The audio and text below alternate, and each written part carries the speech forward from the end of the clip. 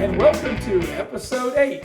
You may not agree with us, But I'm Lowery. and I'm Eric Thomas. And tonight's podcast is brought to you in part by Modley's Plumbing and Heating. You can dial up Modley's 304-253-HELP and by Massey Power Sports. And Eric, it's hard to believe that it's week 8 of the high school season. The leaves have changed. The weather's gotten a little colder, and we're coming down the stretch of the regular season in high school football. Yeah, we're coming down the stretch, and it's getting colder, but a lot of area teams are heating up and making that playoff push. And it's a good chance that right now, we'll dive into this here in just a minute, but it looks like 3 of the 4 Raleigh County's teams have a legit shot to make the postseason, and Liberty being the 4th team right now, they would be on the outside looking in. But it's not that if Liberty could get hot and win these games down the stretch, then we might have 4 teams from Raleigh County that possibly could make the playoffs. Yeah, 4 teams from Raleigh County and 5 to 7 from the area that we consider our viewing area. Right. So we'll begin where we always start, and that's at the big school level. And one of the biggest games of the week is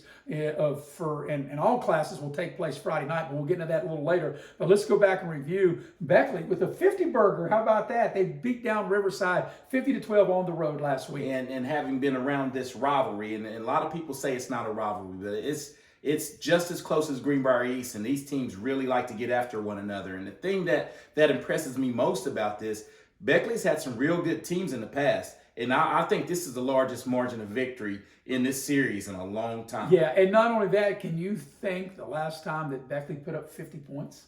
No, I cannot. I mean, I started to think about it. In all the years that I've done games, I don't recall, and I know it's been far and few between over the 31 years that I broadcast Beckley football, that they were able to put up 50 points. Yeah, and a lot goes into that. They've been able to take the ball away, Maris, and operate sometimes on short field. And anytime you gain possessions, that's the key. Extra possession leads to points, and that's how they were able to rally and rack up some points. And when we were doing our game last week on Video Productions, you were doing the scores, and if you kept giving the Beckley scores, the game was like close. It was like, I think you said 7-0, 14-7. The game was tight, and all of a sudden, Beckley just like they blew their doors off. Well, actually, Riverside scored first. Yeah, and led 7-0. And led 7-0, and then Beckley battled back, and then Riverside scored again. Then after that, is all Beckley after that. And you made a great point not talking about a rivalry, because I can remember Riverside stomping on the Beckley B when they had that block B in the middle of the stadium, and that's been years ago, and that was even not under this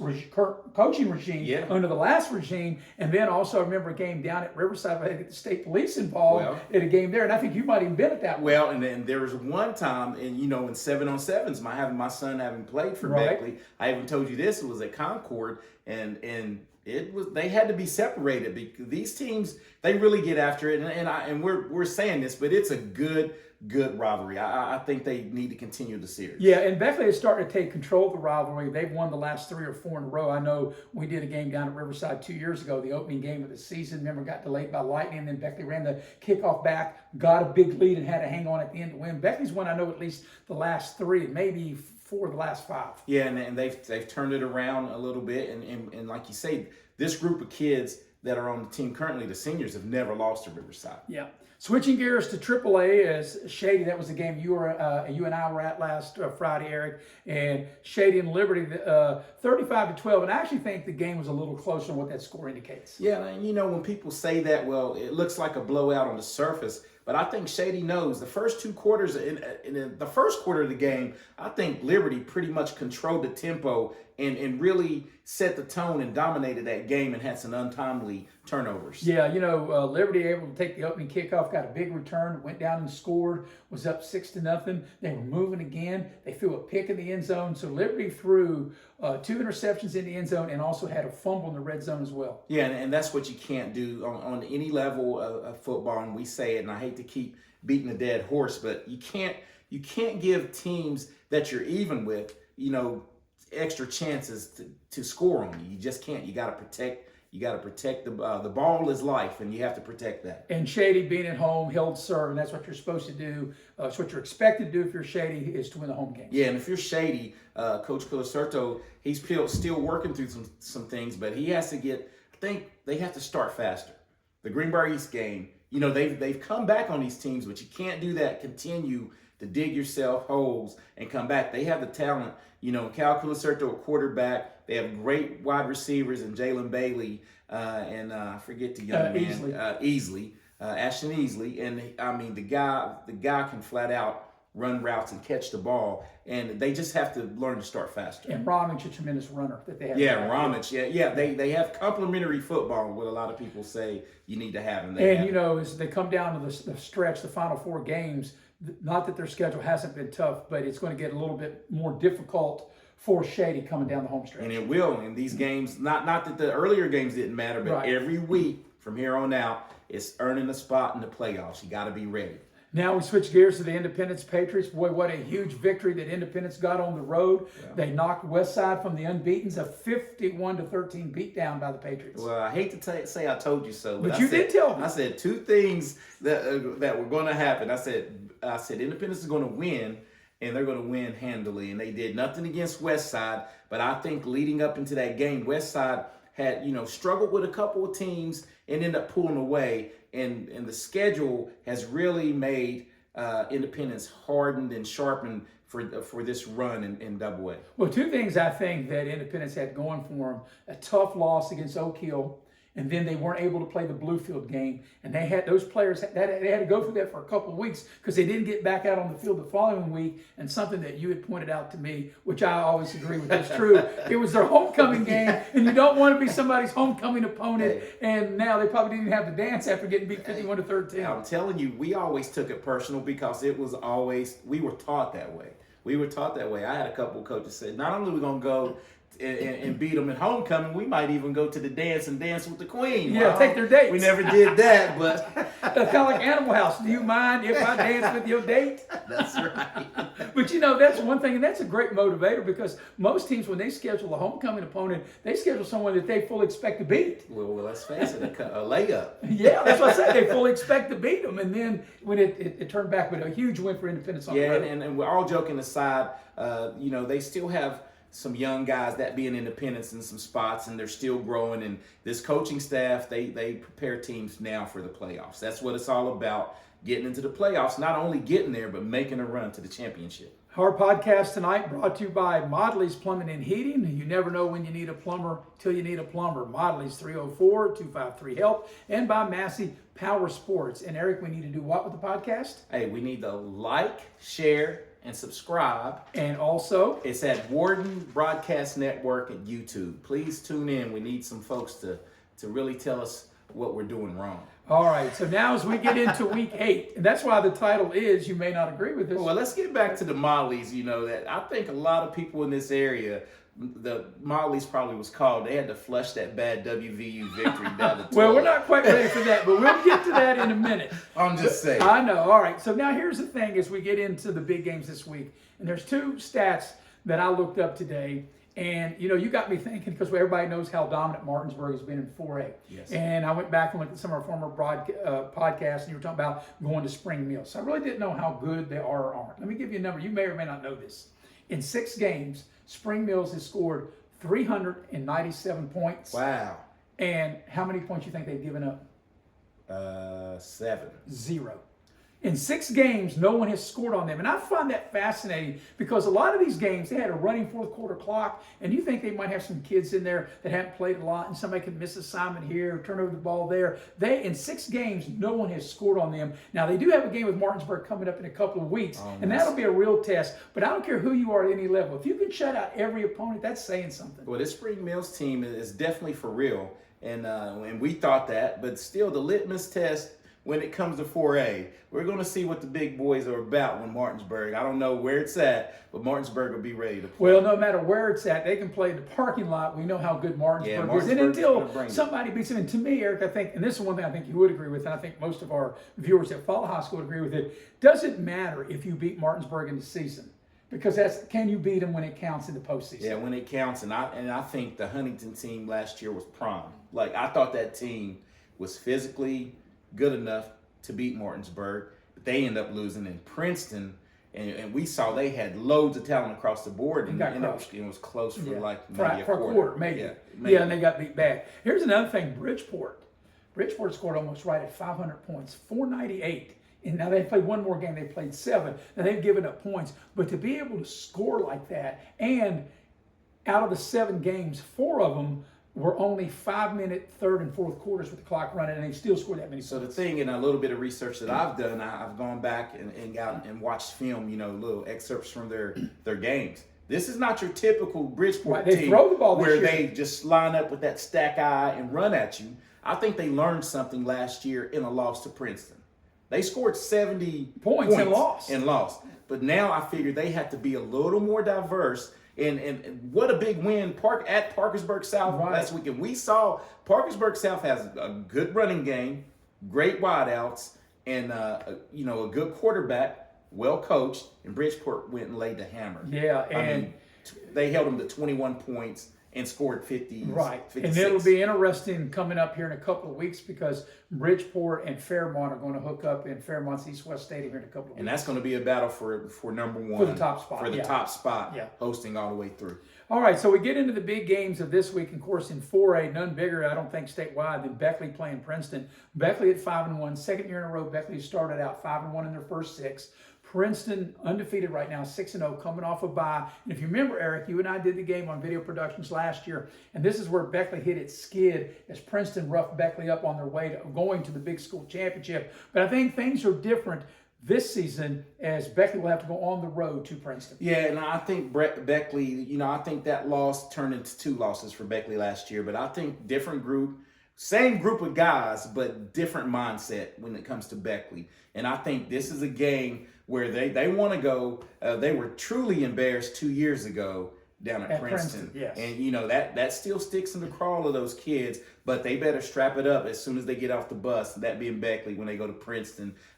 Princeton, from what I'm told, right now as we record, they have what I consider their best player now, Markel Lowe. I think there was an incident at the end of the Winfield contest, and him and Mosser, which is their leading wide receiver, may have to sit the game Friday night. But that being said, they still have Chance Barker, who is I would say the best quarterback in our immediate area. So, yeah. And they have a D1 signee, a commit that's going to Penn State, and that one person can wreck a whole game. Jennings. So Beckley better be ready, and don't matter who's setting out, you better be ready for whoever's on the field. Well, the one thing, and I think I agree with you, I think what's different about this year's Beckley team at 5-1 than say last year's Beckley team is their defense. And that's the thing you have to have. Defense travels. And even though they've shown they've got multiple guys that can run the ball on offense, I think this team can really hang its hat, Beckley that is, on the defensive side of the ball. And I tell you what, I talk about this defensive back group, but I've also talked about the D-line.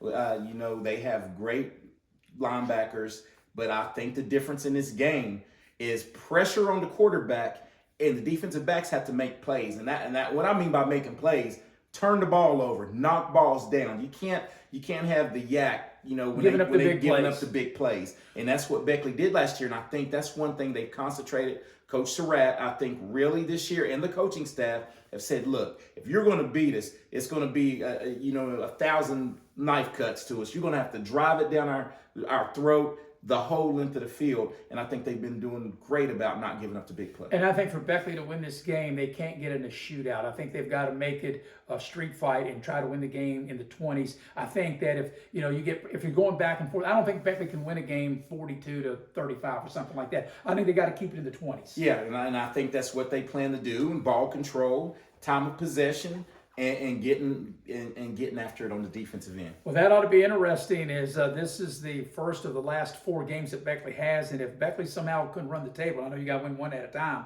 Beckley's playing for a home game, but if they can run the table, they might be able to get 2 home games in the postseason. Yeah, and that's the key, and it's right there for the taking. But this last half of the season is big for them, and they dropped off last year. So let's see, starting with Princeton, what these big boys can do, because I know Princeton will be ready for them, and they're well coached. Yeah, Princeton coming off a bye week, that ought to be exciting. Beckley 5-1 at Princeton 6-0. As we look at AAA, Shady coming off the big win, the game that you and I had last week against Liberty. They're 4-2. They go on the road to take on Wyoming East. Wyoming East has really struggled. They're only 1-5.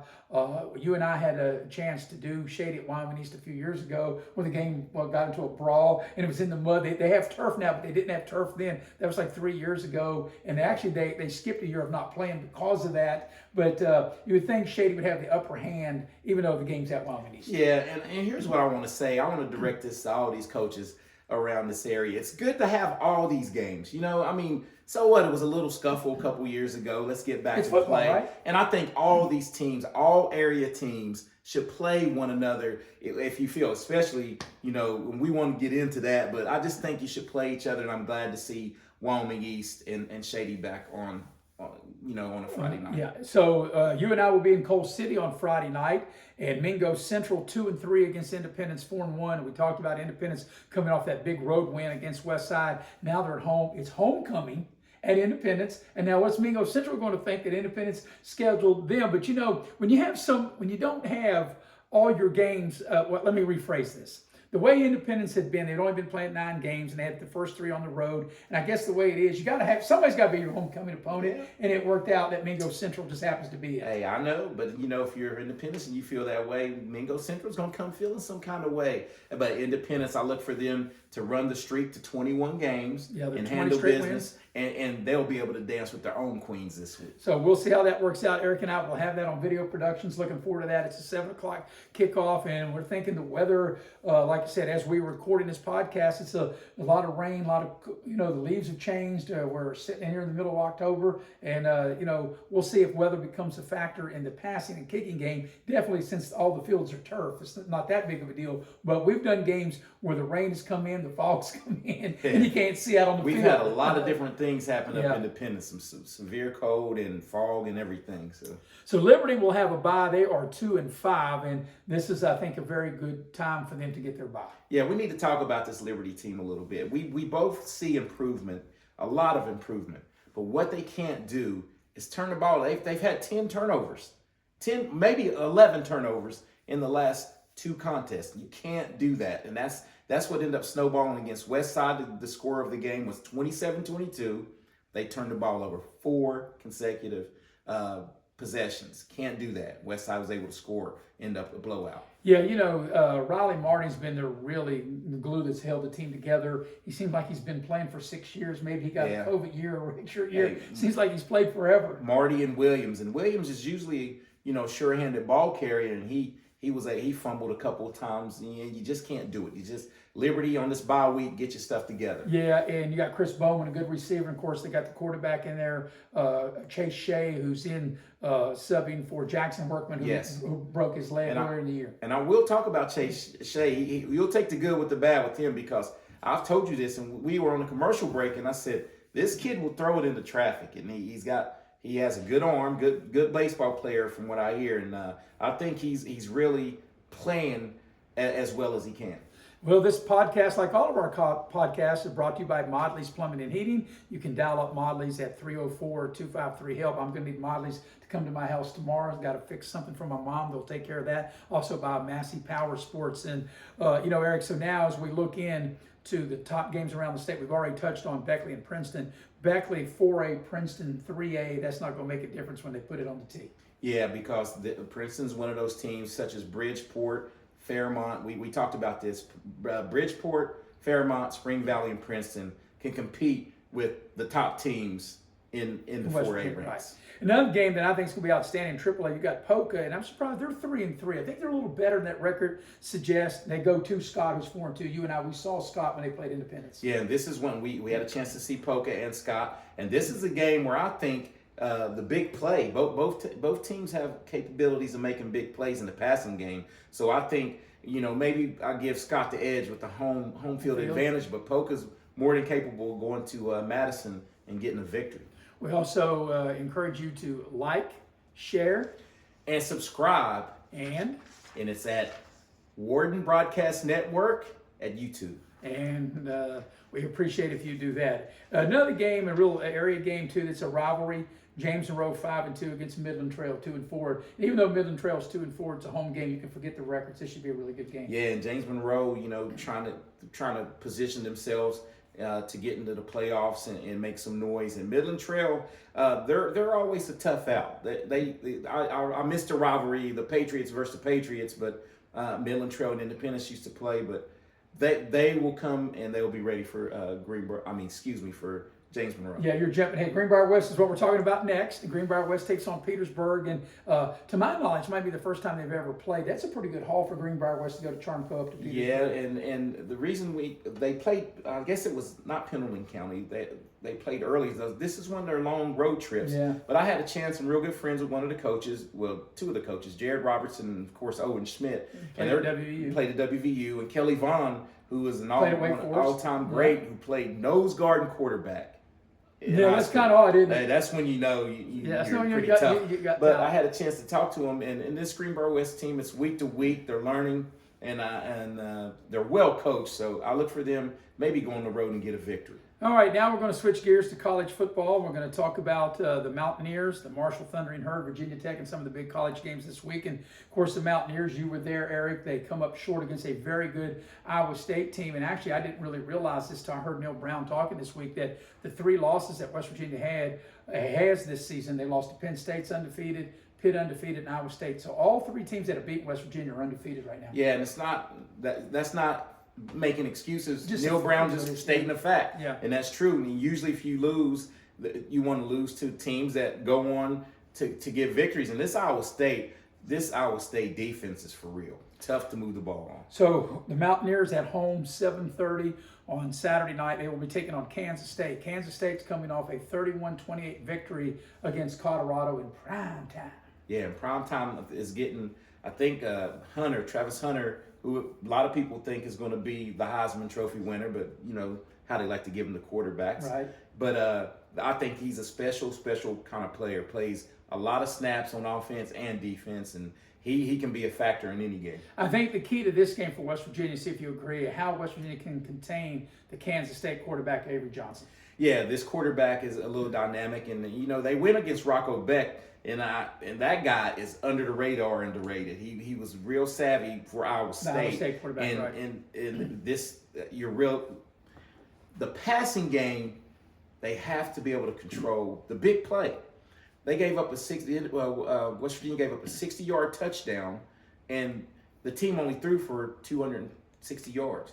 Yeah. So they, only 200 additional yards for 3 quarters. So right. you pretty much contained them, but you can't give up the big play. Well, we'll see how that goes. Kansas State 5-1, West Virginia 3-3. And game we have to talk about. And you know, Marshall played on the road at Georgia Southern, and I flipped it over there when I was watching the game. Marshall was ahead 23-3, so I went to turn to watch Ohio State and Oregon, and also Ole Miss and LSU. And I thought Marshall had the game under control. I did not know Sunday that they lost 24-23, and they had to lead in the last 10 minutes, and they lost. And you know, this is on a short week. How does Marshall get over that and get back to business? Because they're going to play Thursday night when they play Georgia State. And it's pretty much Marshall fumbled the game away. Yeah. Just gave it away, from what I understand. Just gave the game away. And a lot of people, that goes to coaching, but the coach wasn't out there running the football. He wasn't missing passes and interceptions. I mean, everything that could happen bad to a player, it happened in that game. And you know, that's one of those games you don't want to turn into a second loss in a short week. Yeah, short week. Marshall 3-3 on Thursday. They'll take on Georgia State 2-3. Also on Thursday, Virginia Tech will be home in Blacksburg. They're 3-3 against Boston College 4-2. That's like an old Big East rival. Yeah, that is an old Big East game right here. Now I think it's a must-win for Virginia Tech because they're kind of on the ropes a little bit. They went out and got a big win in Cal, but the way I think the fans are thinking, they've given a couple of games away, or you know, the Vandy game doesn't look like a bad loss anymore, right? No, since Vandy beat Alabama, Virginia Tech, and just went on the road and won this past weekend. So Vandy is a lot better than what people think. So that might get the Virginia Tech Hokie fans off the coach's back. Well, there's another thing, too. On down the road, I saw where Vandy has Texas in Nashville, too. They got Texas at home. I don't know. Could Vandy pull it off? Well, that'll be for another time. Hey, they'll have to go buy. They better go order some more goalposts because I think they threw the last one in the river. I think so. All right, now this is a big week of college football. And, you know, there's a book out the third Saturday in October, and that tradition had been broken for a little while, but I'm glad to see it back in. And the third Saturday of October is Alabama, Tennessee, the Great Smoky Mountains in Knoxville. That's a 3:30 kickoff on Saturday. And I'll tell you, even though Alabama is a slight road favorite, Alabama, as talented as they are across the board, I don't think their defense is really, I think their defense has been exposed. Georgia exposed it, And I think Vanderbilt also exposed it, and even South Carolina last week exposed Yeah, it. and it's a copycat league. And in the Georgia game, it looked like Bama had it in hand, and next thing you know, they storm back, and I think everybody's taking that blueprint, and that's what they're doing. And this Tennessee team, I know what they bring. I think the edge goes to Tennessee right now for me because of their defense. Well, here's the thing: playing at home, I think Tennessee, you have to win it because Tennessee's got some, as Alabama does. They've each got some tough games on down the road, but Tennessee has to play Georgia.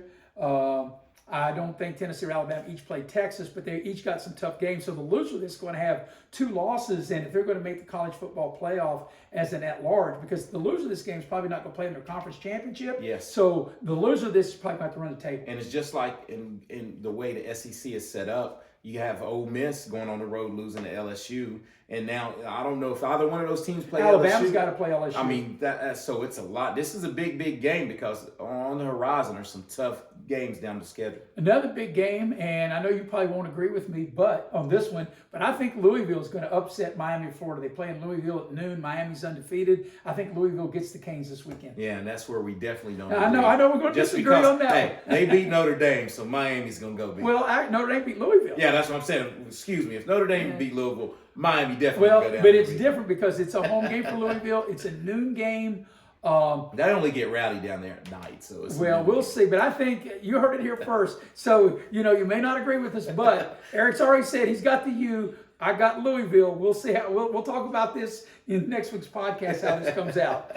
And then finally, I have to mention one of maybe the biggest game of the weekend, Georgia at Texas. And Georgia already with 1 loss almost becomes a must-win for Georgia. Yeah, and that's just funny to say. And now Texas, everybody was talking about wait till Texas gets to the SEC and this and that. And they already went on the road last year before they were officially in the SEC and beat Alabama. So now they have Georgia rolling into town. So this is a Texas fan's dream. If you can beat the 2 big bad men on the block, all of a sudden you're the bully of the conference. So that's going to be a real good contest. Here's also a nugget. Georgia has not been an underdog. This is the first time they've been an underdog in 3 years. Wow. How about that? First time they've been an underdog in the Las Vegas betting line. I mean, I just happened to catch that today. Well, you know what's wild about that? Kirby Smart has that all over the place. Right. They're an underdog. And, but I think this Texas, I don't think they're a fluke. I'm not saying that, I think Texas is going to win the game. But I think what makes Texas good, they're good on both sides of the ball. Yeah, and I saw that with the Alabama game, the way they were recruiting. I mean, they had big guys, big defensive front. And that's what you need to win in the SEC. One other thing I will mention, you can go back and you can look at all the other podcasts. I have not brought this up about Notre Dame, but Notre Dame was playing on the road in Atlanta against Georgia Tech. And I don't think we've ever talked about Notre Dame, but Notre Dame's in a position where they have to win out for them to make the college football playoff after losing to Northern Illinois. So we'll see how that works out. Georgia Tech is really good. They're going to use that game plan. Well, I think Notre Dame will be in a different frame of mind. They seem to play better in Marcus Freeman's tenure on the road than they do at home, and that's kind of crazy, isn't it? Well, sometimes a lot of distractions at home. You can just keep your team together and whatever. When you go on the road, it's us against them. Well, you don't have touchdown Jesus on the road. Yeah, but that touchdown Jesus. Well, I say pray and it may not help, but it don't hurt. All right, now we're going to get to the National Football League, and our podcast is brought to you by Modley's Plumbing and Heating, 304-253-HELP, and by Massey Power Sports. And Eric, we got to do what? We got to like, share, subscribe, and it's at Warden Broadcast Network on YouTube. All right, big week in the NFL as well. And I'm not even going to mention about Detroit and that the team they beat. Dallas just started their bye week early. We had two week buys. All right, I'll tell you, there's some big games. Back. And one, how about this? Detroit coming off that big win, and hate to see their top player on defense, Hutchinson, breaking his leg. But Detroit in a battle, they go on the road to Minnesota, big divisional battle. That should be a really interesting game. Yeah, it's going to be interesting. A lot of shaking and moving from this past weekend already. Some trades happening, and I think Detroit losing Hutchinson. That's a big loss. That is a big loss. Like if you would have thought they'd lost 6 straight to Dallas, okay? And they wanted to rub a little salt in the wound, Dallas. And then they're doing that, having a big party in Jerry World. And then all of a sudden, he breaks his leg. And you leave that game after dismantling the Cowboys, feeling like you lost the game.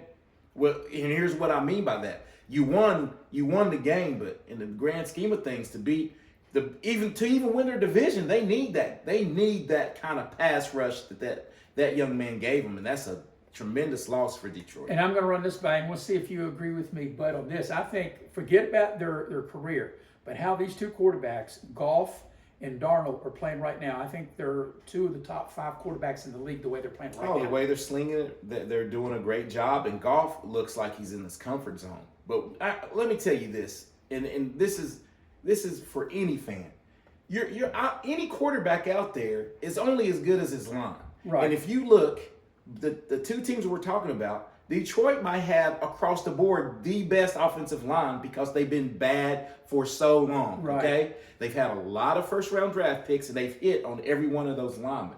So Goff was back there, and of course Dallas can't brush the Southwest Bandits. They can't even get to him. And he just was back there just But, picking them apart. about Goff, he took the Rams to the Super Bowl and he came up short. But I think he's on a more talented team, even though they had Donald, a major, defensive player. But I think offensively, the lines are better than what that Ram team They was. have weapons across the board, and I got to know them up close and personal this past Sunday. So I'm off the line. All right. So the next game we'll talk about, it's going to be a battle. It is Houston at Green Bay, and that ought to be a great game. You talking about young quarterbacks trying to prove something. Stroud and Love both I'm great. telling you, Stroud, Love, okay, he got on the map really with the game against, of course, the Dallas Cowboys, but I think he's for real. But I think this Stroud kid, Tremendous. He's tremendous. He's tremendous player. I think they've had a lot of quarterbacks at Ohio State, but this guy is the real. He's the best one to come out of there in years, and he has it all. I'm going to say this, and I know Lamar. I think, of course, Patrick Mahomes is the best quarterback. I don't think anybody would disagree with us on that. I think Lamar Jackson is second best. But I think that Stroud is a different type of quarterback, and I think he's closer to Patrick Mahomes than maybe any current quarterback. Yeah, in the NFL. the way he delivers it, he thrives. He lives with his arm. He can make any throw and every throw, and he's savvy. He protects the football, and ball is life. That's the game. I've said it earlier in this podcast, but I really like Stroud. All right, now it leads us into the biggest game of the weekend, a rematch of last year's Super Bowl, the Kansas City Chiefs at the San Francisco 49ers. San Francisco's not completely healthy. They'll have just about everybody. They won't have Christian McCaffrey, but as long as Kansas City's got 15 and 87 and Andy Reid on the sideline, you always got a shot. Well, you know what? At this point in the year, I'm not letting that be a crutch for San Francisco because Kansas City Chiefs lost their best wide receiver, their best running back, but nobody says they're injured. But everyone is injured, so I don't want to hear it. And San Francisco fans can say what they want to. I think they need to win this game. Well, we're going to get into that in our next segment because they are the favorite, and that kind of surprised me a little bit. Yeah. But they beat down Seattle, so they had like 10 days to prepare. Kansas City's coming off a bye week. However, I saw the other night at the baseball game, Taylor Swift was at Yankee Stadium, and right beside her was Travis Kelce. And wouldn't you think he'd be preparing for a big game in San Francisco instead of going? I mean, you got to have time for your women, but you also got to have time to get your mind focused on the game. Man, I don't buy to that. That was on a Monday night, man. Come on, it ain't like he drove. It don't matter. It ain't like he drove. You gotta be focused. He on a jet, man. You gotta be focused. There's time to be focused on Taylor Swift. Time to be focused on the game, man, and there's a time for everything. Don't you agree with that? Time for everything. Hey, they've been dating. They dated all. They dated all the way to the Super Bowl. Right. Well, there's a rumor that they actually got married. I don't think there's anything to back that up. If they married, he definitely had to go to the game. All right, so that brings us to our final segment, the Barking Dogs. And of course, brought to you by Modley's Plumbing and Heating, 304-253-HELP, and Massey's Power Sports. And Eric, you were off to a good start. You were 3-1. You've dropped your last 2 Barking Dogs. You're 3-3, and I'm 3-3. So for this week's Barking Dog, who you got? Man, I'm going with the Miami Dolphins. And the Dolphins are playing the Indianapolis Colts. Yeah, the Colts. And the reason I'm going with the Dolphins, they're coming off a bye week. The Colts had a hard-fought win down at Tennessee, which is a conference, a division game. And I think the Dolphins, with the week to, prepare and had the quarterback that they picked up off from the Ravens, will have time, to really get into the offense. And I just think it's a winnable game, and they're getting 2.5 points, they're going to go in and win. Well, here's the thing, and I'm probably going to miss my Barking Dog, but I'm going to do it anyway. How can you not take Kansas City getting points? It was a 3-point favor for the 49ers. It's down to 1.5. I thought Kansas City would be the favorite. I personally think Kansas City is going to win the game. The Chiefs are getting 1.5.